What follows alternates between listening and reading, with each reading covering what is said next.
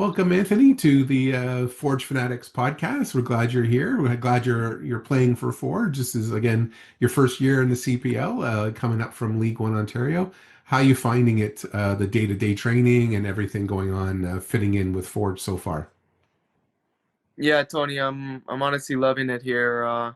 Since day one, it's felt like a family. All the guys welcome me in, um, and it's felt like a family since day one. So training, it doesn't feel like work. Honestly, I go in and it's uh, it's amazing. I enjoy it every day. So we're just hoping to have a great season, and I'm very excited for this upcoming week when we start. Yeah, no, excellent. We love to have you. Like I said, we've watched you play already.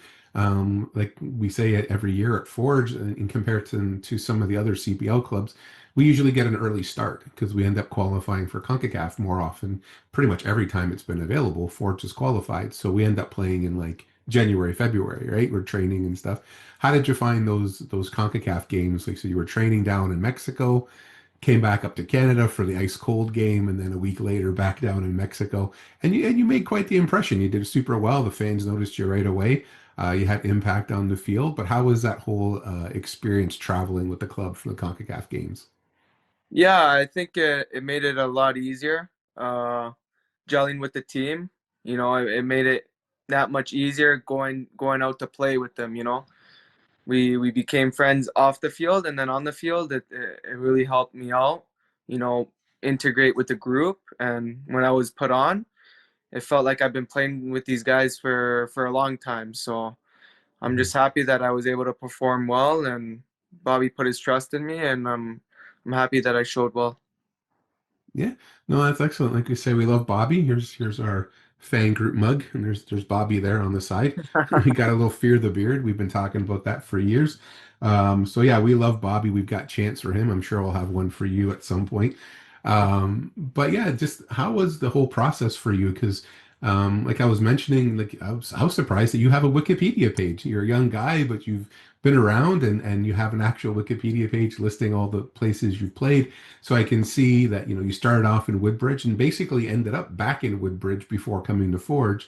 But in between, you trialed with some clubs in Italy, went to some academies there, actually got to play in San Marino for a bit, and then actually made your way over to Dubai, to United Arab Emirates there for a Yeah. bit.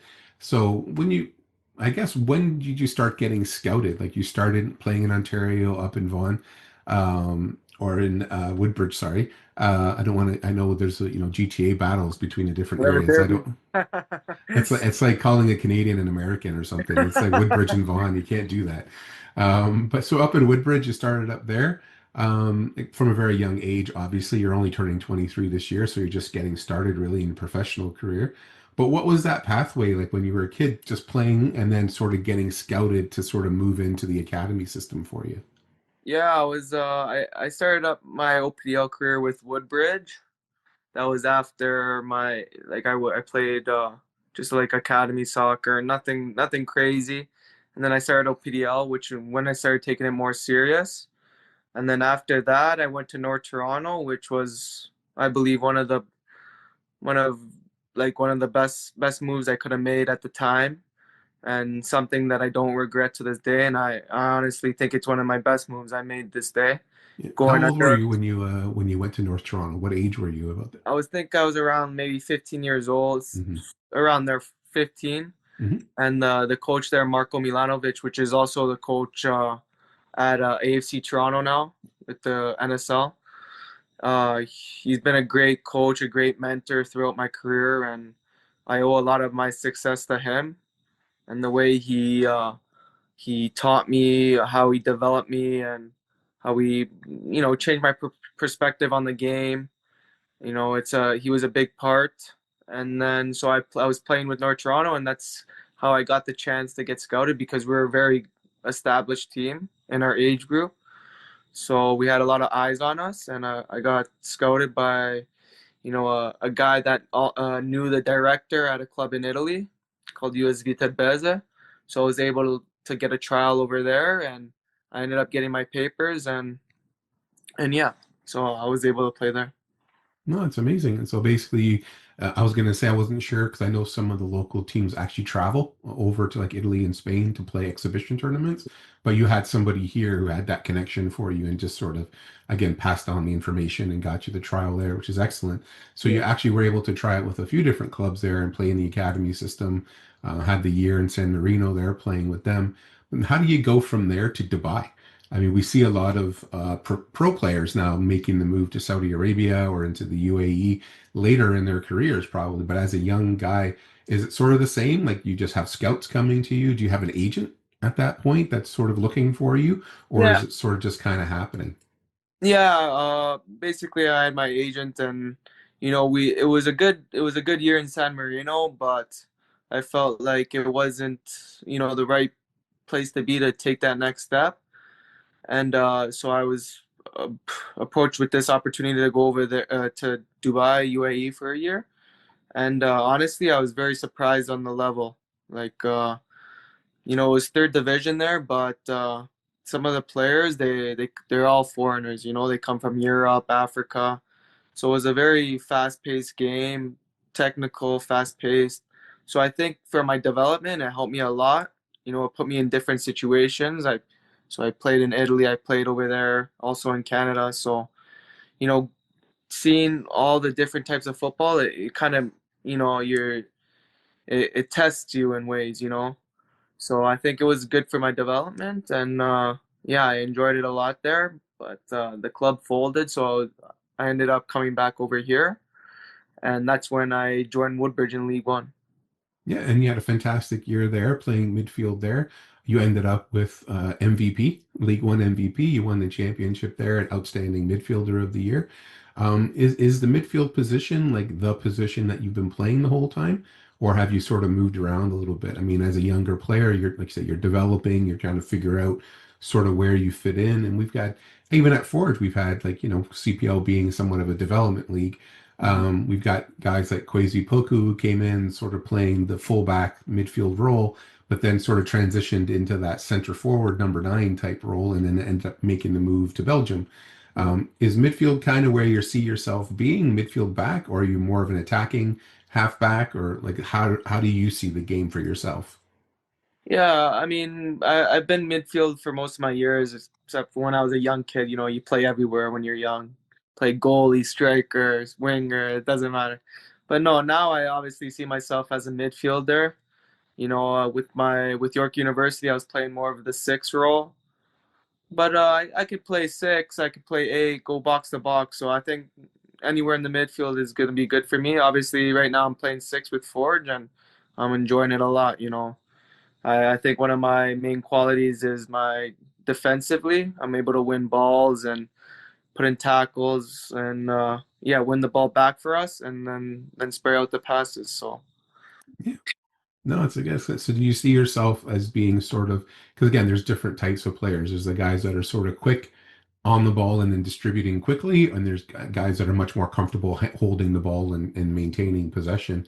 Sort of, how do you see your own game developing? Like, or where are spots that you're hoping to improve on?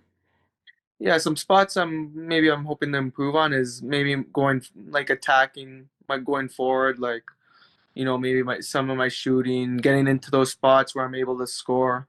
If you're a midfielder that's able to defend, attack, you're gonna be very valuable. Mhm. So maybe going forward it is something I need to work on more, getting into those spots where I can maybe score on top of the box or even make those passes to get some assists is what I'm looking to do.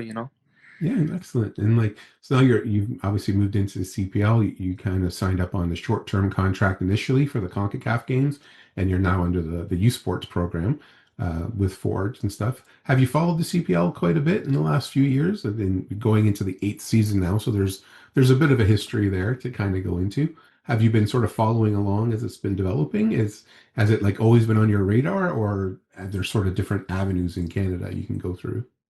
Yeah, I've been keeping up with it honestly. It's a league in Canada which we need to support, and the only way it's gonna grow is if everyone buys into it and you know supports it and puts their all into it. So yeah, I've been keeping up. I know Forge, what the most prestigious club in the league. So yeah, I'm happy to be here. That's a good answer. Yeah, On this podcast, it's a good answer. If you're yeah, talking to the guys in York, maybe it's a different answer. yeah. But no, I that's mean, the stats don't fantastic. lie, you know. Yeah, well, I get it. Like I say now, but now you're a Hamilton guy, so like Yeah. you're our guy, and that's it. We've got a couple that we, and, over the years, we've had a couple players too. We've had Mobabuli come in Hamilton, then he was at York for a bit. David Chouanier is sort of our main guy since the very beginning. Now he's over at Supra. So in the last year, you've seen quite a bit of movement of players around league and younger talent coming in, and even overseas talent coming in. So we hope to see you make that mark. What are your goals for yourself this year? Like I said, you won the MVP in League One. You've obviously won championships before.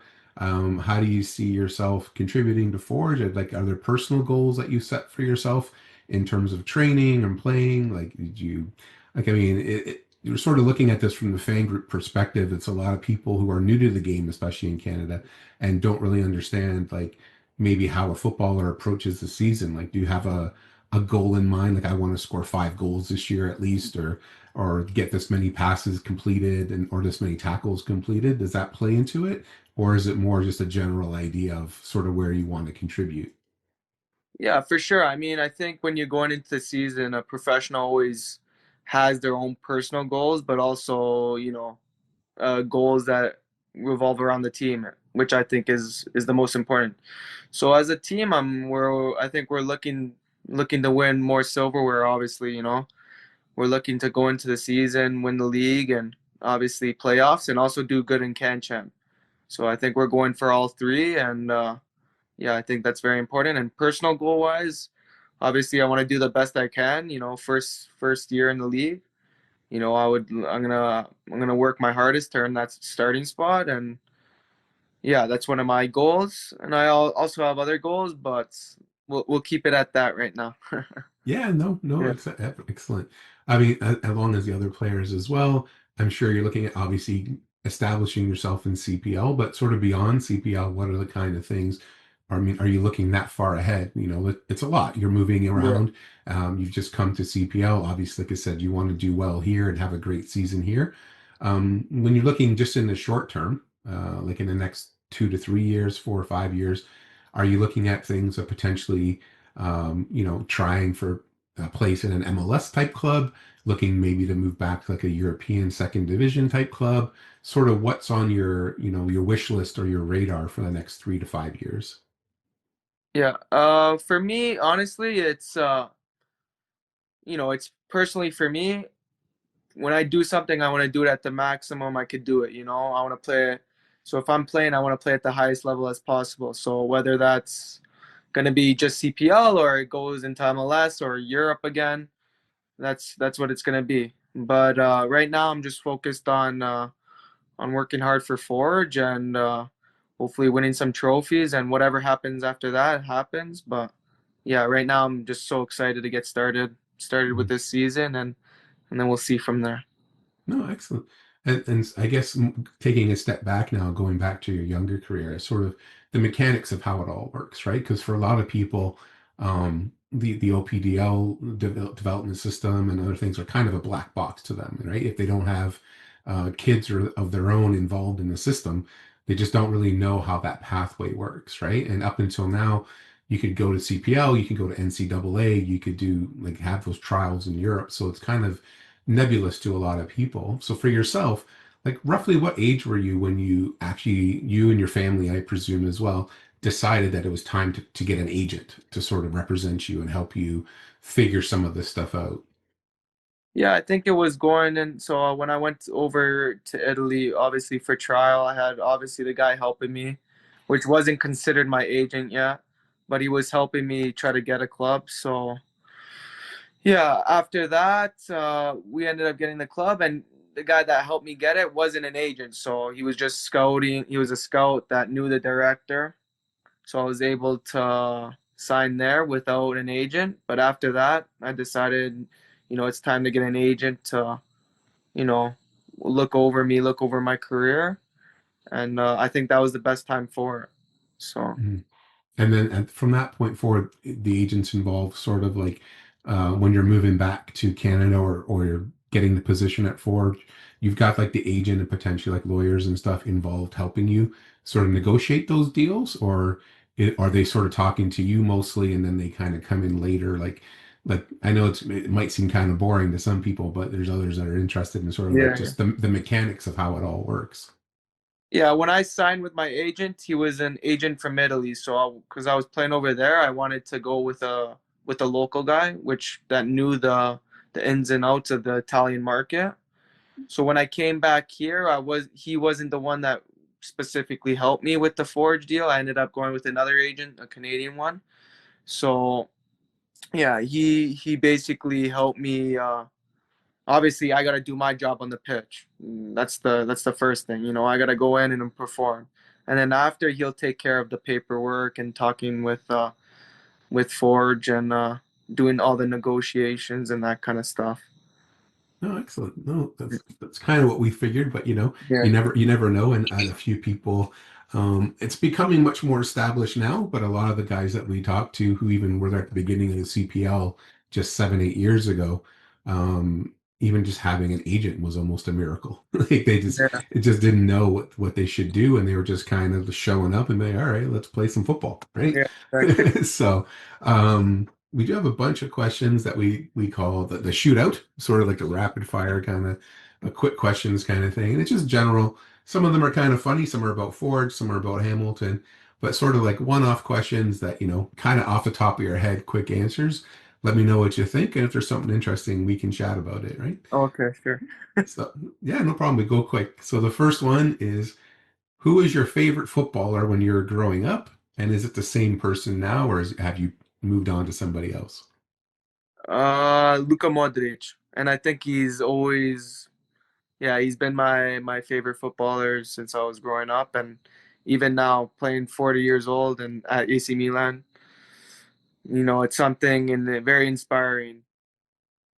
I'm very disappointed you did not say Del Piero or Mancini, but that's okay.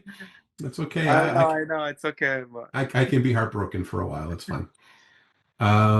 So growing up then, or even now, like who is your favorite club team? Who's the team that you cheered for or your family cheered for as you were growing up watching football? honestly, I it's gonna sound weird, but like I don't have a club team at all. Like I just since I was a kid, I just enjoyed watching the game. And honestly, I don't want to get into another spiel now, but like my family when I was growing up, we are a hockey family. So my older brothers played hockey. Even hockey was my first sport. So we're not a very soccer kind of house. Now we more are because of me and also I have a twin brother that also played soccer. But yeah, I don't have a particular team. I just like watching the sport. No, that's excellent. A lot of younger guys, younger generation at this point too, don't really have club teams. They're sort of Yeah. following the individual players, like Mm. yeah, on social media and stuff. And if they bounce around to different teams, they're still fans of the guy, and they're not really as hardcore with the club teams as Yeah. much as we used to be.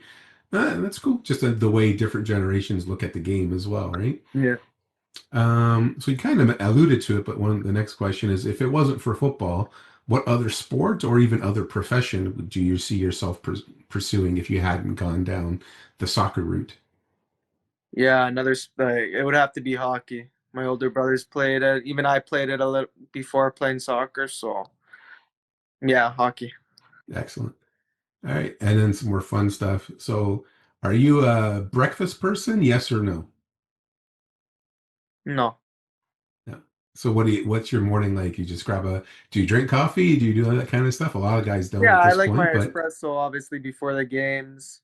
I still eat breakfast, eggs, and a little bit of toast, but I'm not too crazy about breakfast. okay. Well, the espresso makes up for the Del Piero Mancini thing Yeah. before, so that's okay. Um, so either with Forge, because you've only been there a relatively short time, or potentially with another club that you've been with, who is the funniest player that you've come across that in the locker room that gets people laughing or just gets you laughing? I'll tell you Uh, so far for Rama, he said Nana and Poma was the funniest guy. And I forget who Kritzen said, he was one of the newer guys, like Cato or one of the other guys. I didn't get to meet Nana yet, but you know, I got one of my roommates. He makes me laugh all the time. Both of them actually, Brian Wright and Marko Jeremovic. I'm always laughing with them, so I gotta say one of them. Perfect. Um, so yeah, you've been in training camp for a while, and we know that the guys, get in charge of the radio and they have their playlists. So which player plays the best music and which one plays the worst music? Oh, uh Rama I was like telling Rama. me, I like when Rama goes on the speaker. He plays some of the Italian stuffs. Who don't I like when he go then they go on the speaker? Uh, oh, everyone has really pretty good taste, honestly. safe What, safe what's answer. That's a safe yeah, answer. yeah. New guy. Hey, you're a new guy. You don't want to piss off too many I guys, know right? I can't be stepping on anyone's toes. Not yet, anyways. Halfway through the season, we'll see. Yeah. And we've asked the other guys this way too. So far this year I've interviewed Daniel Crutzen, and earlier this week was Rama, and they both had different answers. So I asked them, do you have a pre-match ritual or do you have some certain good luck superstitions? And Daniel basically said no, doesn't really have anything. And Rama was the complete opposite, and he's got like a million. I saw So the clip on them. I saw the clip. yeah. So do you have any kind of things that you do before a match, whether it's a certain meal that you have or certain preparation, a playlist that you have to listen to, or like Rama, you got to tie your left shoe before you tie your right shoe or anything like that? Honestly, yeah, I'm Italian, and Italians are very superstitious. I'm not very superstitious. Like I don't believe in that kind of stuff. But like one thing I need to have before the game is the espresso, like I said before. That gets me going a little bit. But no, I don't believe in like, oh, I gotta eat this or that or gotta do this. No rabbit's foot or no lucky cornies or anything like No, that. No, no. no. Ah, fair enough. Me neither. I'm the same. Um, okay, a couple of questions. I know you're from Woodbridge, but obviously you're spending some time in Hamilton. So either you could be about Woodbridge, could be about Hamilton, could be about the time you spent in Italy. Do you have a favorite restaurant or cafe? Mm. Over here, I'll keep it Hamilton just for the fans.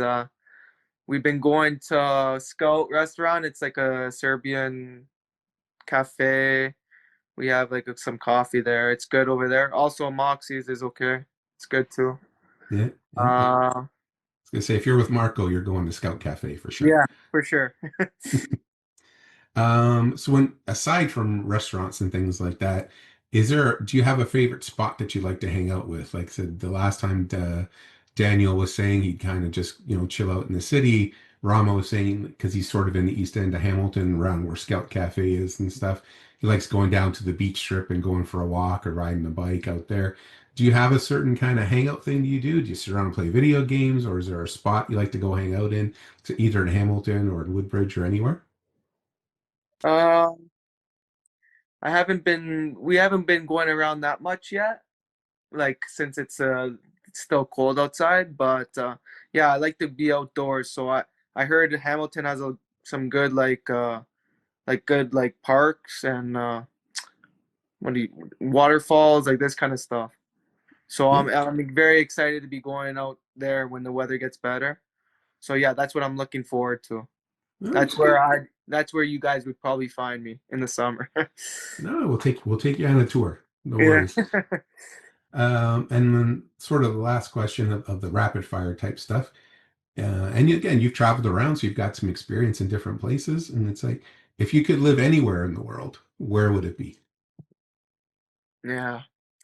So I've lived in Canada, Italy, Dubai, and yeah, I think Italy, Europe is for me. I enjoyed it like a lot. I enjoyed it the most. Like just the lifestyle. It's more calm and easygoing. You know. Yeah, Europe, Italy. Excellent. No, I went a few years ago and toured around, and coincidentally, for me, my favorite restaurant, and I forget the name of it, but there's a place about, I say 2 blocks away from the Vatican in Rome. tiny little restaurant, had the best pasta carbonara I've ever had in my life. Oh, pasta carbonara. Oh, it changed your life, man, I tell you. And it was just on a little street side cafe, sitting on the road. They bring it out, and these tiny little guanciale bits in there, like Yeah. Italian kind of baconish for the Canadian people. And those little things explode in your mouth, and they just change your life. I tell you, it Man, was. like even if you try making it here, it's not the same. You know, the quality of the ingredients over there is just so much fresher, and oh, that's one thing you gotta love about Europe and Italy in general, like just the quality of food. Yeah, it's very different, very Yeah, very different. So that's it. I mean, like I said, we just kind of wanted to get to know you. Like I said, you're one of the younger and newer guys, obviously newer guys, being the first year on the team. We look forward to watching you play and like coming over to the battalion section after the matches. Hopefully, you get a few of those goals that you're looking for. You can strike the anvil after the game, and yeah. we'll have fun. But I'll leave it up to you. Do you have any sort of parting words to the fan group is watching? We got about almost 2,000 members in the group, and whoever else is watching this on YouTube and Instagram. Got anything that you want to say to them before the season gets started? Yeah, I just hope you guys can all come out to the home opener, and I'm so excited to get started with you guys and with Forge, and let's get some more trophies this year.